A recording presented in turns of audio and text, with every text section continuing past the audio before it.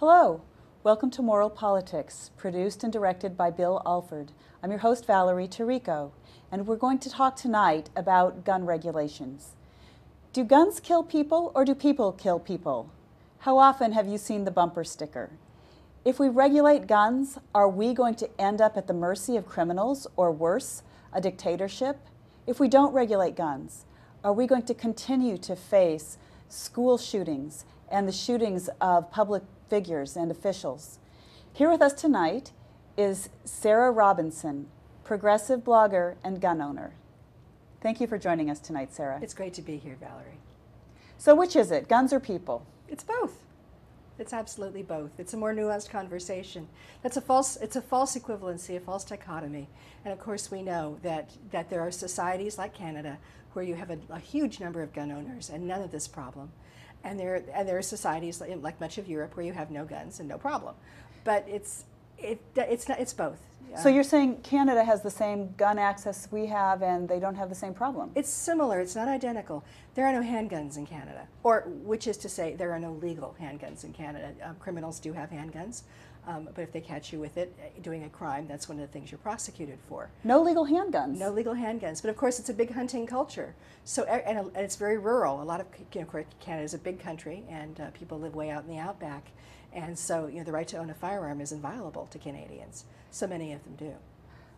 Most of our crimes are committed with handguns, so that strikes me as a pretty substantive difference. It does. It is a substantive difference. When you see gang violence, which you do see, for instance, in Vancouver, because it has a big drug problem, because BC is a major marijuana growing province, and there are gangs there of various different types, and they all have handguns, and they have a lot of violence because with the guns. And I think handguns, we're coming down to a deeper level of conversation here. There are two different gun ethics, I think, operative in America and elsewhere. So you say two gun ethics. Mm-hmm. What do you mean by that? There's two gun canons. There is, and both are right for where they are. You have the rural canon, which obtains in rural Canada and the rural parts of the United States, where a gun is a tool.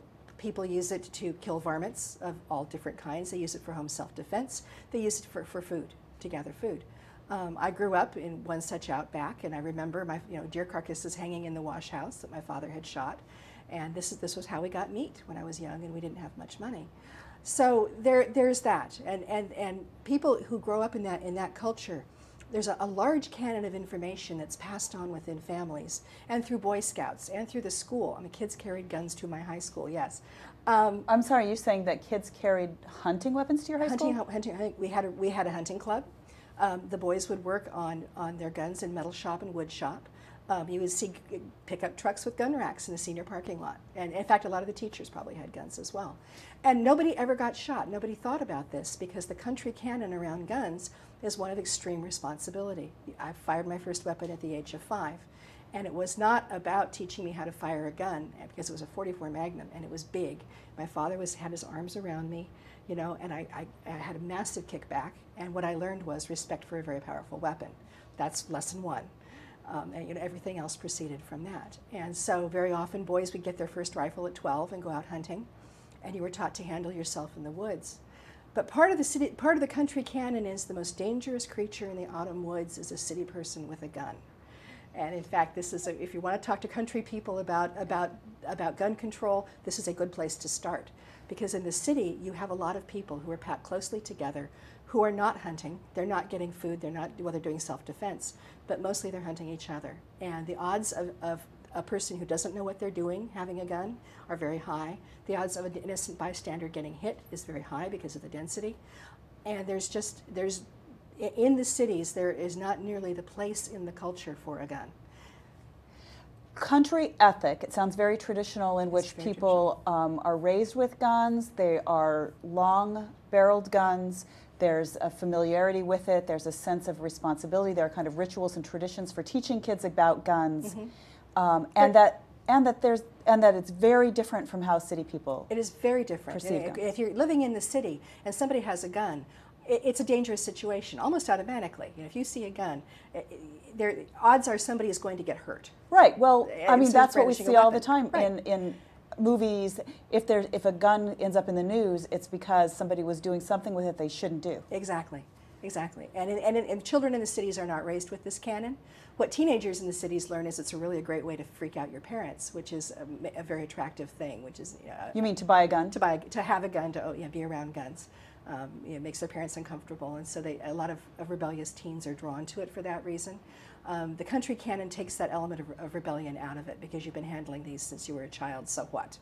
It's not the big deal, and that huge glamour is not applied the way it is in the city. So there's these different ethics, and neither one is wrong. City people are absolutely right to be terrified about guns, because on their landscape, the presence of a gun is a dangerous thing. Country people have a different approach. And politically, what happens is you start getting conversations with people in the city, because they have a lot of money and political power and media access, try to kind of enforce their view of how guns, which is right and natural for them, on the whole rest of the country. But wouldn't you say the opposite is true? That I don't know. I mean, we don't have gun control in this country. Right, because in fact, the NRA fought back. So the NRA fought back, and what you're saying is that the NRA is representing this old canon, the hunters, the folks like that. But the I hear the NRA defending the right of people to carry handguns, to not have any limitations on where they carry them, or whether they're regulated, who can carry them, assault weapons. Right. How does that relate to this old canon? Actually, there was a recent poll that just came out in the last few days where both Democrats and Republicans and Americans generally were polled on their views about guns. And it turns out that 70 to 80% of people, Democrats, Republicans, NRA members, everybody, thinks that there should be laws in place that would not allow somebody who has a history of mental illness to have access to a weapon. There's an amazing American consensus on this. That there's an amazing consensus that children, the people under 18, should not be allowed to be licensed to hold weapons. That if a father takes his son shooting or hunting, then the father is responsible and should be present. The kid can't have a gun in his own right. There's an amazing consensus coming up around this, regardless of the NRA, which is really wonderful. So we have this consensus, you're saying, and yet what we had in Arizona with the Tucson tragedy, in which Gabrielle Giffords and her constituents were shot, was a mentally ill person with a handgun in the city, unregulated, no regulation of the concealed carry. Right. And what this brings us to another difference between the U.S. and Canada that I think is really salient. Gerald Loeffner's family and friends saw this coming a mile away. All right, they knew that he was going off the deep end and had gotten some really difficult, strange, dangerous ideas into his head, and had this interest in guns. And they tried to reach out to a mental health establishment that was not there, to the registrars. They called around. They checked. There was nobody for them to turn to, and they could have headed this off if somebody had been out there to listen. They could have headed this off. So you're saying the mental health establishment wasn't there, right? But even if they had been, they couldn't stop him from having a gun. There's no rules. There's no laws. And so what you have in Canada that's different is that if a family is in this kind of distress, they call the Mounties or they call social services, and there are ways. The registration system is such that people who have a history of mental illness, a history of drug abuse, this kind of thing, they can be disqualified from gun ownership because licensing is very tight. And who gets a license, you have to take a 2-day course, and then you have to wait 2 weeks in the mail to get your license after that. So there's this long drawn-out process that the license is just like your driver's license. So it can be taken away by the state. So you're saying if Loeffner was in Canada, first of all, there would be a regulatory process. His family could call and say, our mentally ill son has a gun, he's talking crazy, we want something done to ensure his safety and the safety of people around him. Secondly, that if it was a regulated gun, it would have to be a gun with a long barrel. It would be a rifle, which means he'd have to walk into a kind of gathering outside of a Safeway store carrying a rifle, which would be immediately obvious to everyone. Right. And if he wanted to have a handgun, then what he would actually have had to do was go to the black market to get it. Exactly. But does it? Let me ask you a question, for example, for a minute about that black market question. People of course, the truism is, if we outlaw guns, only outlaws. What is it? Only outlaws will which is have exactly guns. what obtains in Canada. And if you outlaw handguns, only the outlaws have handguns. So only outlaws have handguns. So does it help then, outlawing them? What difference does it make? It does help. It does help because it means most law-abiding citizens don't bother. It means that you really have to think hard about why you have a gun in your house. Why do you need this? And the people who do own guns own long guns. and that's, you know, and that's for most shooting needs, that's perfectly adequate. But does that actually reduce the number of guns in the hands of criminals? I think it does. My experience with Vancouver, which has a very low crime rate, is that the guns help, but it's not just the guns. The mental health infrastructure helps too. Because again, you've got people who are there to step in before things degrade to this point, before you get to crimes of passion, for instance. And all the little domestic, you know, a lot of Americans are killed in domestic kinds of violence where there's a gun in the house and, you know, the husband and wife have a fight and somebody gets shot. And that's a very common scenario in America.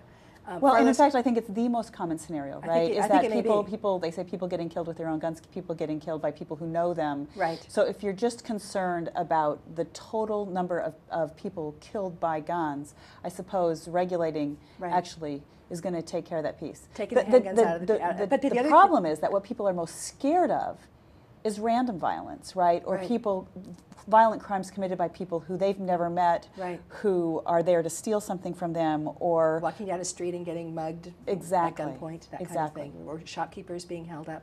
And those things also happen in Canada, just like they happen here, but again, not to this, because the availability is lower. You know, so you know, I agree with you, but that's one piece of it. There are other pieces of it, and the other pieces are the mental health piece, and it's also the right-wing rhetoric piece, which in particular I think is inarguable. The more we find out about what Jared Loughner was into, or Jared was into, the more we understand that he was indeed deeply influenced by right-wing violent rhetoric. But what about the people who say, look, he read Mein Kampf, but he also read the Communist Manifesto, he was reading right and left-wing. But there's more information that's come out since then. There's a movie called Zeitgeist that has attracted quite a following among right-wing youth. And it's a lot about, a lot of the ideas come straight out of the far right wing. I mean, John Burchant on farther right, about sovereign citizenship, about gold buggery, about, you know, how America should be on the gold standard, and it's not real money if we don't have gold backing it up. There are this whole movie is rife with these far right wing ideas, and a lot of what was in Gerald Loughner's YouTube videos, which I watched, comes right out of Zeitgeist. So now that it's come out that he was very much influenced by this movie in recent months, that is the direct tie that brings us right back to, yes, he was influenced by these far-right conspiracy theories that gave the demons in his head, which were already there. You know, the right wing did not put them there, but they gave them a name and a face and motive and direction. But so you know, Sarah Palin's obviously come under some heat for her crosshairs map, and the argument is there's no reason to believe that he ever even saw that. No, that's not a direct. In this case, no. I think that's a good example of the kind of thing, but I think the left has seized on it a little too hard. The fact of it is, if you can go to Media Matters to America or the SPLC's website, and these people keep track of these things ongoing, I think the number that we need to focus on is that since Obama was inaugurated 2 years ago today, 20 Americans have died at the hands of right-wing shooters who were directly inspired by this kind of hate speech. Wow, really? Really. How come we're not hearing that story? We're not hearing that story. I don't know why we're not hearing that story. And that to me is a much more potent indicator of where we are than Sarah Palin's target map. That there are, and the shootings in Arizona brought the total up 6 more. It was 14 before that, and it's 20 now. So you're saying there's not a direct one-to-one correspondence between something like Sarah's map? No, no. It's a climate. It's like saying that the tobacco industry got off for 40 years by saying that you can't prove that any one case of cancer was caused by cigarette smoke.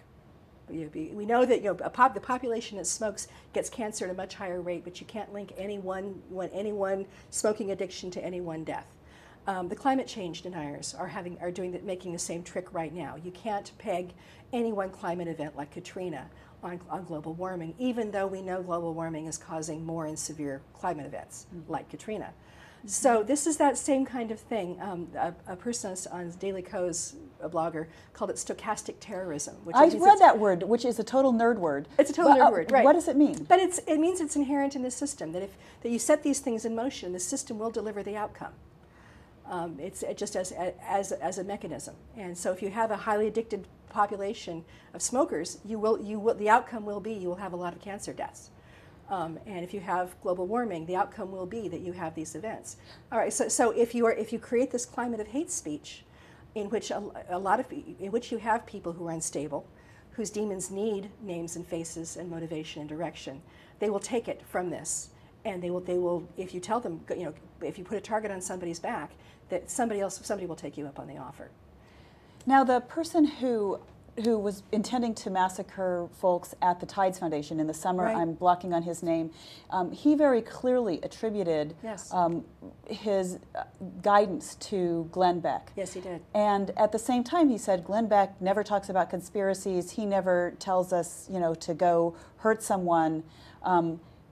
We just know, right? Mm-hmm. Can you comment on that phenomenon? I would take that man at his word. For one thing, it's not true that Glenn Beck's chalkboard is of course famous as the font of all Americans' conspiracy theories these days. All those little maps he draws tying people to this, that, the other, and eventually the Tides Foundation, which is often at the center of his little maps. Yes, he was absolutely naming a target, and he wasn't telling, someone out in this audience needs to go off those people. He never quite said that, but he led them right up to it. And there's a difference. I have friends who are in national counterterrorism, whose job it is to divine which groups, domestically and internationally, are dangerous and which ones are just talking smack. And there are things you can hear, you can listen for, that will tell you who's headed off in a dangerous What kinds direction. of things, for example, would you Well, look at? the key one is the kind of political discourse we have all the time, where we say, where Glenn Beck says the Tides Foundation is wrong, or the Democrats are wrong, or the Republicans are wrong, and they're evil, and they're going to take bread out of our children's mouths. And okay, everybody talks like that. We've talked about targeted districts and battleground states forever. All right, and sane people have no problem with this. Where you cross the line is where you start saying those people are wrong, and somebody needs to do something about it. That they need to be taken out. They need to be put out of their misery, our misery. Where you start talking about what needs to be done to eliminate them. And once that suggestion begins to creep into the rhetoric, it's a sign that people are beginning to rehearse in their minds the elimination of their political enemies. And some crazy person's going to hear that as a divine call to action. Exactly, precisely. As a psychologist, one of the things I think about is the fact that that the best way to get people to do something really bad is to get them really scared. And that when people feel threatened, when they are frightened, when we are frightened, we become capable of really almost anything. Mm-hmm. That's an excellent point. That is an excellent point. And a lot of the rhetoric that you hear when you sit and listen to Glenn Beck or Bill O'Reilly or Sarah Palin is be afraid. Be very afraid. These people are out to get you. They're threatening your future. They're threatening your children. You must act now. That imminence is always a piece of it too, that we are going to lose everything if we don't act now. And when you start hearing people talk like that, these are the ingredients of all good manifestos. All right. It's not that every call to action that's structured that way will result in action, but if call to action is not structured that way, it almost certainly won't. Uh-huh. And there's certain points that they have to hit, and the immediate threat to our future, we must act now, is always a big piece of it. And like I said, if you listen to these right-wing talkers, they're dealing in that all the time, and it does stimulate that base of the brain, fear center, that makes people kind of suspend their rational judgment and become willing to do things that they wouldn't do otherwise. Well, in any audience, there are crazy people, right? There are. And in fact, there are those who say that politics in particular attracts crazy people. Yes. And that part of what you learn as a politician is not to activate them, not to to trigger them by reacting either with or against them. Yes. It's a major safety issue. So let me come back specifically to this question about guns that we seem so conflicted over in our country. I listened to what you said about a kind of an approach to guns in rural America, where guns are a part of our history. They're rifles largely. People use them for taking care of safety, for providing food for their families. Children are raised from an early age to handle guns safely, responsibly, respectfully. And then you've got this city association to guns, in which guns are mostly handguns. They're associated with crime. They're associated with gangs. People buy them for self-defense who don't know how to use them. And then we've got this constant, relentless back and forth about gun control, about whether there should or shouldn't be regulations, with some people wanting guns basically taken away from everyone. Mm-hmm. Saying there's no place in society for them. And then you've got these other people who are saying you should be able to carry a concealed assault rifle into, Right. I don't know, into a And there are a lot of rural press folks who meeting. tell you that if you need an assault rifle to go deer hunting, then you need to be working on your target shooting, because this is not, if you can't take it down with one shot, you're doing something wrong. Is there a solution, or are we just stuck? I don't think we are stuck. I think we are only stuck if we realize that there are, if we start realizing that there are two different attitudes, two basic different metaphors and stories going on here, and trying to impose one story on the other either way is not going to make good policy. Should we have different regulations for countryside and cities? Is that possible? The state regulations are a patchwork enough. You know, more rural states do tend to have a more freewheeling kind of gun, and this is one of the reasons it's a good idea to leave it to the states and not make national gun policy, because Nevada is going to have a very different ethic about this than California does, because California is largely an urban state and Nevada is largely a rural one. Well, I would think, for example, if you weren't talking about it as a kind of universal human right, as a constitutional issue, then you really could let governing entities that kind of make their decisions base the rules on population density, right? So you could have different rules within the city limits of Seattle than you have in rural King County. Absolutely, and you do have that. New York City has extremely stringent gun. In fact, I think handguns are illegal in New York City. So there are cities that do have very strict gun laws, counties and states. You know, and I think being able to let localities set their own policy is probably the best way to resolve this, because that way the people who feel like they really need to have guns on the back of their pickup truck in Reno can go do that, where the people in downtown Seattle who really don't want to have people driving around with rifles in the back of their pickup truck can also have that.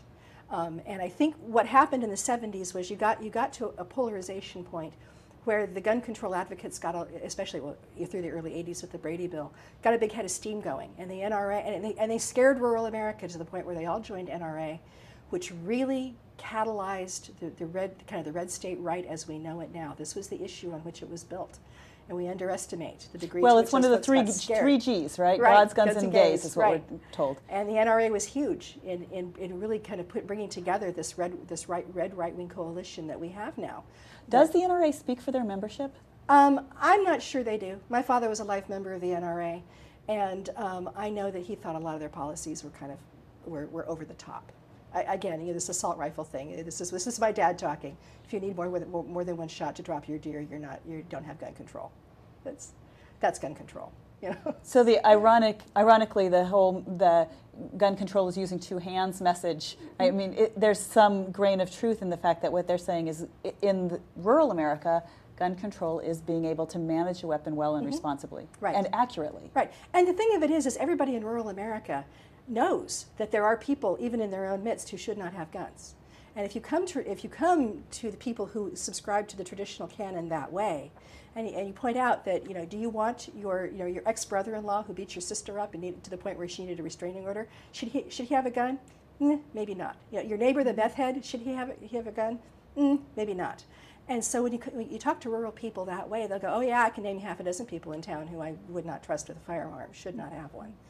And that's a conversation you can have. So politicians who support gun rights, do they give people more permission to carry weapons around them? Like, let's take Sarah Palin, for example. She's doing a talk. In fact, I think coming up, she's doing a talk to a gathering of hunters. Does that mean people will have more right to have guns in the room with her? It's really, really interesting that Sarah Palin's security people will not let guns anywhere within yards, hundreds of yards of her. So no, they will not be carrying guns to see her in all probability. I know some journalists who are tracking that information down right now, but so far what they're finding is that Sarah Palin's security people are not messing around with this. People can't figure out quite where the dividing line should be in terms of regulating violent talk. It's not regulation as in a legal sense, but it is a sense of responsibility. We all have a responsibility in a democracy to monitor our own discourse in a way that doesn't pollute the conversation, that doesn't short-circuit our ability to do democracy together. And that's really what the right wing, with this hate rhetoric, that's what they're doing. They're saying that the liberals have no place at all in our society. They should be eliminated, and they're giving justification for this. And it's very hard to rule a country together. What they're saying is we have no common future that's worth talking about. And so what happens... So it really then becomes the only solution is to get rid of these people. Yeah, right. My friend Dave Nywork calls it eliminationist language, and it always precedes genocide. of any kind, or any kind of mass political killing. You know, it's always a piece of it. It's again how people rehearse for this. Mm-hmm. But the thing that I really want gun owners to understand is that people who own firearms they're responsible. They're proud of their sense of control and the responsible use of guns, the responsible storage, the practice, the discipline that goes with being a gun owner. And it's equally important to watch your loaded rhetoric as well, because what happens, loaded guns, loaded rhetoric. Right, both bad. Right, yeah. Well, they both need to be managed. They need to be managed, and if responsible, mature adults are capable of doing that. And what would happen if enough of this gets out of control is it sparks a conversation, as we're starting to have now, about gun control that's going to end up with gun control laws that no gun owner, progressive or conservative, is going to like. It could be very draconian national law that gun owners are going to find very oppressive. And so it's in their interest not to have these right-wing hate talkers out there kind of pricking at people and making people scared enough to take these extra steps. So it's really, if you're interested in your Second Amendment rights, you need to be responsible with your First Amendment rights.